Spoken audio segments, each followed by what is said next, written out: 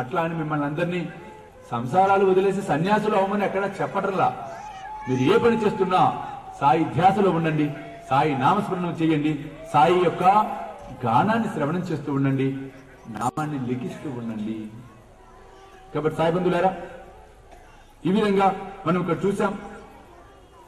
4వ స్టాంజాకి సంసార సాగరాల నుంచి, సంసార బంధనాలను తొలగించి తనలో ఐక్యం చేసుకున్న ఒక భక్తురాలు ఉన్నాడు. బాబా ఐక్యం చేసుకున్న భక్తురాలే బాయిజమా.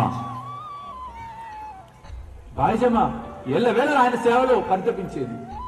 బాబా తిన్నాడు, బాబా తినలేదు, అయ్యో బాబా ఎక్కడున్నాడు, వర్షం వస్తుందే, మనం ఇంట్లో ఉన్నామే, బాబా తడిసిపోతున్నాడేమో కదా. ఎంత చింతనో చూడండి ఆ తల్లి. చివరికి బాబా ఏం చేశాడు? మోక్షం ఇచ్చాడు ఆ తల్లి. అడగలా ఏమి. సాక్షాత్ షిరిడి సాయిబాబా తన స్వహస్తాలతో బాయిజామాకు తులసి తీర్థాన్ని పోయటం అనేది జరిగింది. గొంతులో 3 సార్లు. మామూలు విషయం అది.